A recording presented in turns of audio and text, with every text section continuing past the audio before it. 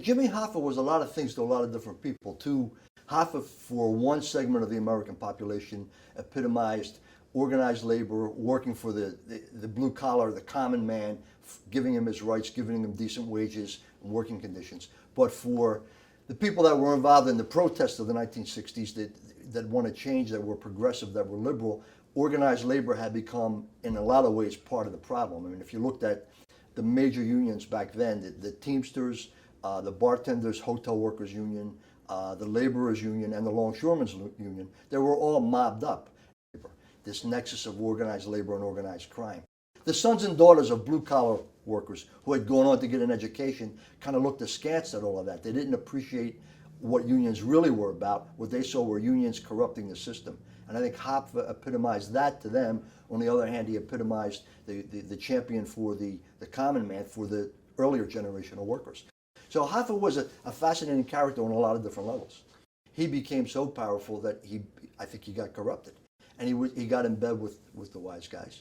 And the Teamsters became a powerful organization, both in terms of organized labor and in terms of political clout and in terms of financing. I mean, the Teamsters Central States Fund really was the bank for the mob when they rebuilt Las Vegas. So all of those factors came into play, and I think none of it was one of those things where it wasn't really a secret. Everybody knew about all this kind of stuff.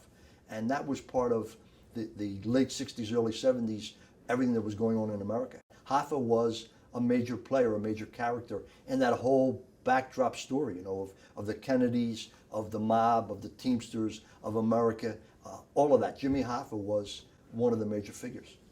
Workers who are looking to work are looking for jobs. If they've got their benefits, they're getting health care and they're getting a decent wage. If they can go to work every day, that's what it's about. I think the leaders of organized labor, some of these labor unions, they're the ones who have been corrupted, and they're the ones who were seduced by the power, the status, and the money, and that's what happened here. Did the American labor movement go off track to a certain degree? Sure it did. But did corporate America go off track? Sure it did. It's almost a human condition. When you've got that much power, that much status, that much wealth. Yeah, I mean, the mob was muscle, and the mob worked for whoever would hire them. And in terms of the organized labor movement, there were times when corporate America, whether it's the garment industry or whatever, would hire mob muscle to intimidate the unions. So it wasn't like the mobsters were embracing organized labor movement in America. The mobsters went wherever there was a payday and wherever they could get paid. I think ultimately what happened in America, Prohibition brought this nexus of organized crime and government and rum runners and guys who were moving liquor into the country. They needed trucks. The Teamsters or precursor to the Teamsters were driving those trucks. You've got the nexus right there of the mob, corruption, and laborers. And when Prohibition ends, that connections remain, and it just grows out of that. There were mobsters who were making a lot of money, busting up labor rallies, being paid by corporate America. And in the end, as organized labor evolved and became a source of power and wealth, the mob got in bed with labor leaders. It's not really that complicated. The mob goes where the money is. And was it a hidden government or a shadow government? In a lot of ways it was. Having a hook into organized labor was part of what their clout was and what they got in return. The mob could deliver politicians. The mob could deliver contracts. It was, one hand helping the other. It wasn't, if you look at it, it's not unlike a corporate structure. It's not unlike the way any entrepreneur would operate. It's just that these guys happened to be gangsters. And if things went wrong, their problem-solving mechanisms were violence and murder. But in terms of running a corporation, it was the same approach. Let's set up a structure. Let's monopolize. Let's control an industry. Let's control an area. We don't want competition. And let's make a lot of money.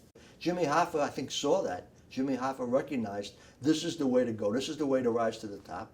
And you got to get in bed with these guys. And they're going to benefit and I'm going to benefit. Not complicated at all.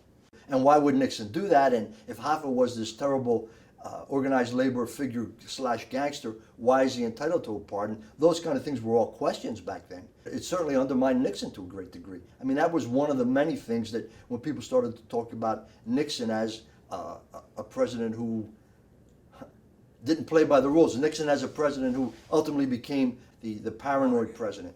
This was an example of that. This was Nixon the deal maker. Tony Pro was controlled Teamsters Local 560 out of North Jersey. And Provenzano and his brothers ran that union, and if you wanted to work, you had to pay a kickback. He was a major player in that North Jersey, New York, political corruption, union controlling mafia. Tony Pro was a capo in the Genovese crime family. And the Genovese crime family, in my estimation, was the most powerful, the most well-run, and the most organized of the 5 New York families. Tony Pro had a temper. Tony Pro could be personable. According to I didn't cover the guy; it was before my time. But according to people I've talked to, he could be personable. He could be friendly, but he also never hesitated to use violence. And that's the way he succeeded in the world that he was in. The wise guys didn't want Hoffa back in power because they were happy with what Fitzsimmons was doing. From Machiavelli, fortune favors the bold. He was going to make a bold move to try to come back. But I think there were just too many players involved, too many people who didn't want him to come back, and he couldn't control all the events and all the players, as he could have maybe 20 years earlier when he was at the peak of his power in the Teamsters Union. Russell Buffalino, to me, again, I never met the guy, but he's one of the more fascinating mob figures from that era. Buffalino controlled a small family in the Scranton-Wilkesboro area. Buffalino moved in all the major circles. He was almost a mafia diplomat. He would come into Philadelphia, he would go into New York. He knew everybody knew him, and he was an expediter. And Buffalino was a guy who had a reputation for getting things done in the right way, getting things done in a quiet, efficient way. He was an old-style mafioso, a mafia diplomat, a guy who really kind of epitomized that whole men of honor thing. You don't know much about them; they stay in the shadows. Frank Sheeran, 6'4", Irish, the Teamsters Union in Wilmington, Delaware. He had a reputation as a headbanger, as a mob and organized crime enforcer. He was a guy who would be the guy that Buffalino would go to. He was a guy who mob boss Angelo Bruno in Philadelphia would go to.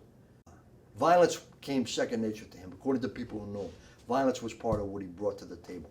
He also was a Teamster official, and that gave him access to Hoffa and to the other Teamster leaders and put him at the table. But this guy's up there telling stories, but my recollection is he was totally incoherent.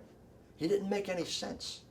And I wonder if there was something physically wrong with him at the time. When I read the book, I Heard You Paint Houses, I was very skeptical about it, given that I had met Sheeran and said, I don't know that I can believe anything this guy's telling me. As a reporter at Meet the Press kind of thing, I walked away saying, I don't want to touch the story because I don't know where this guy's coming from, and I don't even know if he's totally there when he's talking to me. I talked to guys. In fact, I talked to Danny Provenzano, who's the grandnephew of Tony Pro, and he said, just bottom line, it makes no sense at all. You don't kill somebody and then cart their body across country. Nobody in the underworld's going to do that kind of stuff.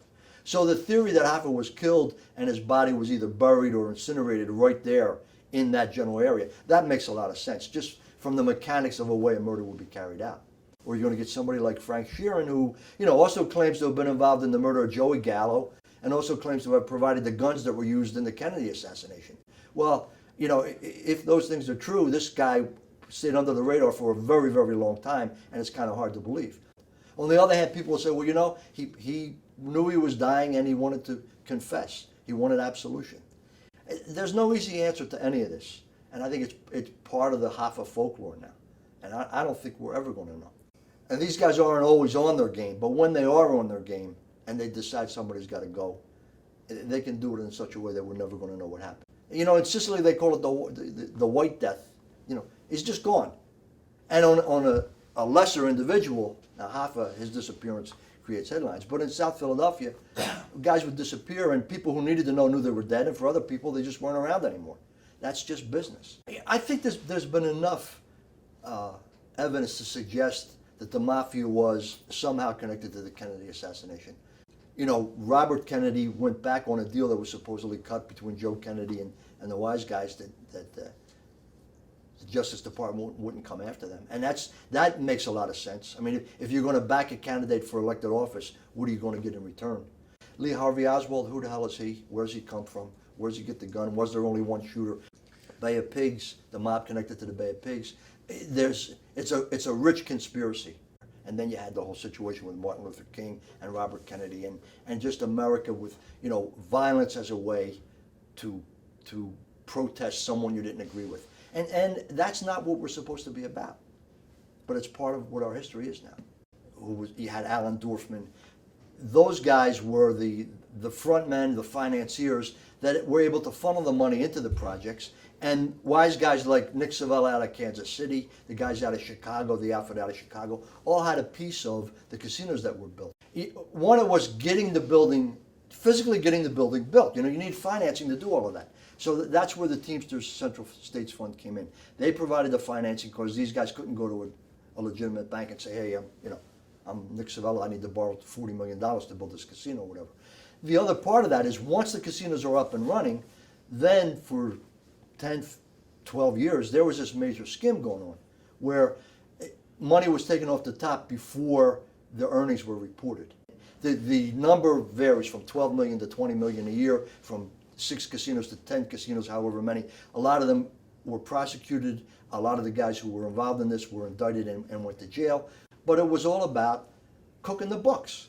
Chicago, Cleveland, Kansas City, they would whack the money up depending on which mob families had a piece of that particular casino. And then the mob basically used those casinos to launder money or to steal money. That's what it was all about. Someone literally got away with murder here. And that's always fascinating to the American public. America has always been fascinated with the outlaw, whether it's Billy the Kid, Jesse James, or Al Capone and Don Corleone. And the Mafia's involvement in the Hoffa situation has added that veneer to all of this. But literally, you could argue it's the perfect crime. Somebody got away with murder.